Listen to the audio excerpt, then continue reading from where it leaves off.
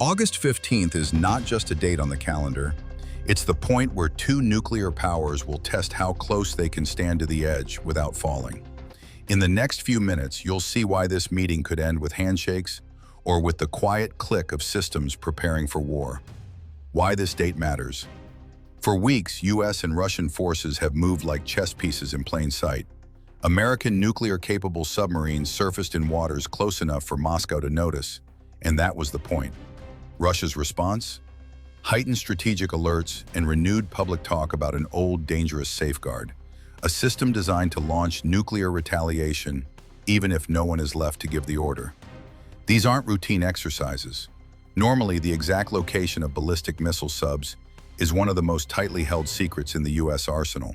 Bringing them into view is a deliberate act, the maritime equivalent of placing a loaded weapon on the table before negotiations begin. Behind the closed doors on August 15th, each leader has a different scoreboard. The US wants to show resolve, a willingness to protect NATO allies and deter further moves in Eastern Europe. But there's also an interest in probing whether Moscow is open to any deal that might slow an arms race.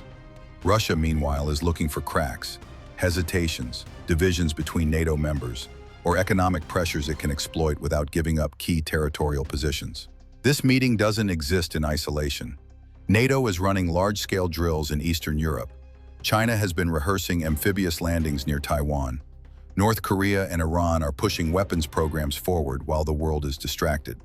In 2025, a flare-up in one region doesn't stay contained. It ripples outward, forcing fast, high-risk decisions elsewhere. Here's the part that should keep people awake. The reaction time for nuclear alerts has shrunk. In the Cold War, leaders might have had 20 minutes to decide if an incoming radar signal was real. Today, automated detection and AI-assisted analysis mean that window can be under 10. And when a process that deadly starts moving, stopping it isn't always possible. First, the optimistic outcome. A limited agreement, maybe a temporary halt to certain deployments, or an opening for renewed arms control talks. This wouldn't be a breakthrough, but it could slow the pace, give intelligence channels more breathing room, and show that both capitals still see value in avoiding open conflict. Think of it as putting a block under the wheels of a car parked on a slope.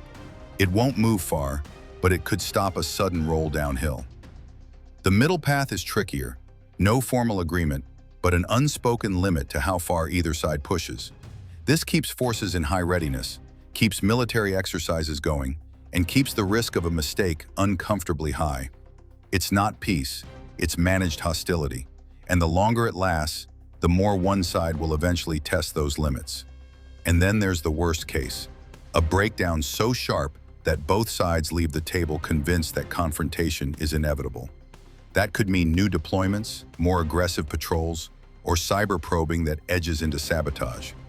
In a spiral, even a small local incident, a misinterpreted radar signal, a collision at sea, can light a much bigger fire. Right now, the evidence points away from sudden peace. Both militaries have invested too much in visible posturing to back down quickly. The most likely near-term verdict? Scenario 2, containment without trust, which still carries a constant risk of tipping into Scenario 3. While Washington and Moscow posture, the rest of the chessboard is in motion. In the Western Pacific, Chinese naval task groups have been practicing operations that analysts say look less like exercises and more like rehearsals, amphibious landing drills, missile launches, and close approaches to US ships. These moves are timed with precision. If America's attention stays fixed on Eastern Europe, Beijing may press harder in disputed waters. Closer to Russia's borders, NATO forces have been reinforcing positions in the Baltics and Poland. Missile defense batteries are on display, and rapid deployment drills have moved thousands of troops in just days. To Moscow, these aren't routine. They're proof that the alliance is preparing for something bigger. The danger here is perception. If Russia reads these moves as a prelude to offensive action, it may respond in ways that make de-escalation almost impossible. And then there's Pyongyang, a nuclear power that thrives on crisis. While the US is stretched thin, North Korea has been testing new short-range missiles, each launch serving as both a weapons trial and a political reminder. Ignore us and we'll make you notice. These launches are rarely random. They're signals, and they're designed to force Washington to split its focus. In the Middle East, Iran is accelerating uranium enrichment and expanding underground facilities. For regional rivals like Israel, this isn't just intelligence chatter, it's a trigger point. If they believe Tehran is crossing a nuclear threshold, preemptive strikes become a real option. And here's the danger. A sudden Israeli-Iranian clash would pull U.S. resources into yet another theater, right when every major power is already on edge. This is the part few people grasp. None of these flashpoints are isolated anymore. If one front ignites, Taiwan Strait, Korean Peninsula, Persian Gulf, it forces the U.S. and its allies to move assets. That, in turn, changes calculations in Moscow and Beijing, creating a cascade of responses. In today's interconnected standoff, the spark might be local, but the fire is global. The threats aren't just visible. Modern strategy blends military moves with cyber operations, economic pressure, and disinformation. Imagine a NATO radar system suddenly going offline during peak tension. Is it a technical fault or the opening shot of a cyber attack? Leaders may only have minutes to decide, and with more automated decision systems in place, those minutes are shrinking. The most telling clues may not come from speeches or photo ops. They'll be in the movements. Watch for sudden changes in the DEFCON posture. Watch for unusual troop shifts toward Eastern Europe or the Pacific. Even small moves, like restricted airspace over key cities or unexpected emergency broadcast tests, can signal a shift in readiness. As of now, all sides are still leaning on visible deterrence. Neither Washington nor Moscow wants to blink first. That keeps the summit locked in high stakes. If the leaders walk away without even a minimal agreement, the world doesn't go straight to war, but it does stay perched on a thinner, more unstable edge. Not long ago, nuclear capability was something leaders hinted at but never flaunted outright. That's changed. Now, missile tests are live-streamed. Hypersonic glide vehicles are shown on state TV with slow-motion impact footage. It's no longer just about possessing the weapon. It's about showing you're willing to use it if pushed. This shift raises the risk of misinterpretation. What one side calls a demonstration, the other might read as a countdown. The summit is as much a stage as it is a negotiation table. Every handshake, every pause before answering, every word choice is analyzed by allies and adversaries alike. Sometimes the real message isn't in the official statement. It's in who leaves the room first, or whose motorcade departs last. These small optics often matter more than the agreements themselves, because they tell the world who believes they're in control. Behind the polished suits, military strategists are feeding real-time assessments to their leaders.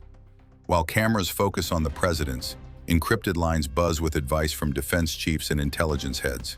If negotiations falter, those advisors already have playbooks ready. Troop movements, naval repositioning, cyber infiltration orders, all queued for immediate execution. The distance between a failed summit and a visible military response can be measured in hours, not weeks. For the average person, it can feel like nothing's happening until the news flashes, breaking. But in reality, the pieces are already in motion days before. Fighter squadrons quietly switch to forward bases. Submarines vanish from known patrol zones. Satellite images catch new shapes on launch pads. By the time the world is watching, the military clock has been ticking for a while, and it rarely runs backward. Here's the real tension. Neither side knows the other's true red line. They guess, they probe, they test, but they don't know for sure until they push too far. And in nuclear-era geopolitics, finding out the hard way is the nightmare scenario every strategist is trying to avoid, while still trying to win. On the surface, both leaders will walk away claiming victory. That's politics. But inside the war rooms, they know the truth. One side leaves with leverage, the other leaves with a timeline. And the clock always favors the one who can act faster, not just talk louder. In this case, it's clear. The side that expanded its forward presence while smiling for the cameras walks away ahead, at least for now. While speeches were broadcast, cyber units were already in motion, mapping networks, probing vulnerabilities, planting silent backdoors that may never be discovered until they're activated. This is the new front line. No borders, no warning, and no treaties that can truly stop it.